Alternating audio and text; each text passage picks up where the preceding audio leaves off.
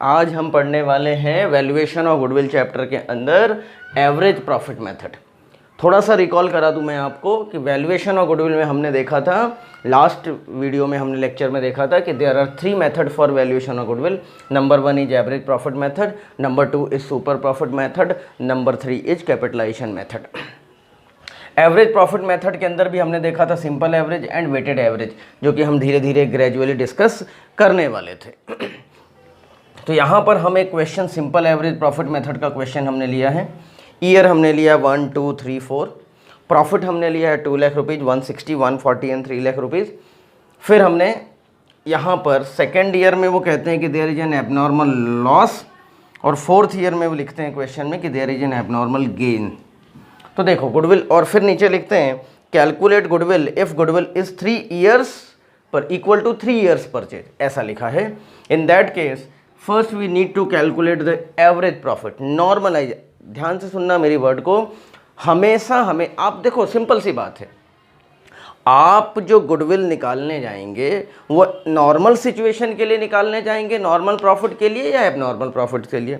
Obvious सी बात है, हम नॉर्मलाइज प्रॉफिट की बात करते हैं कि नॉर्मल सर्कमस्टांसेस रहा, जैसे अभी कोविड चल रहा है, लॉकडाउन का पीरियड चल रहा है, तो क्या लॉकडाउन के समय में जो प्रॉफिट हुआ उसको भी काउंट करोगे? क्या नहीं करोगे? वो एबनॉर्मल आइटम था, हमेशा तो होगा नहीं, ठीक है, तो उसको आपको एडजस्ट करना पड़ेगा। सिमिलरली हमें जब कभी भी गुडविल या किसी भी चीज़ का कैलकुलेशन करना है तो हमें नॉर्मल सर्कमस्टांसेस की बात करना चाहिए, सो दैट हमारा प्रॉफिट सही है, क्योंकि नॉर्मल सिचुएशन हमेशा बिजनेस में ज़्यादा होंगे, एबनॉर्मल तो कभी कभार होगा।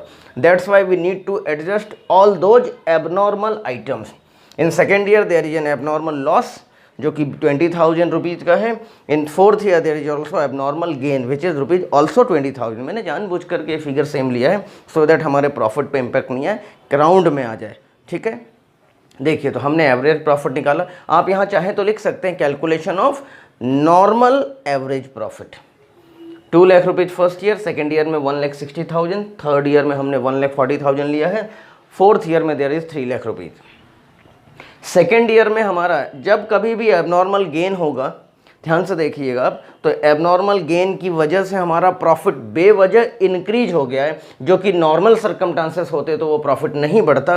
दैट्स वाई हमें उसको सब्ट्रैक्ट करना होता है, माइनस करना होता है। मैंने इसलिए आपको माइनस कर किया है यहाँ पे, ठीक है। और एबनॉर्मल गेन लॉस की वजह से हमारा प्रॉफिट बेवजह रिड्यूस हो गया है, और अगर ये एबनॉर्मल सिचुएशन नहीं होती, एबनॉर्मल नहीं लॉस नहीं होता, तो हमारा प्रॉफिट बढ़ा हुआ आता। दैट्स वाई हम इसको इंक्रीज करेंगे, इन्फ्लेट करेंगे।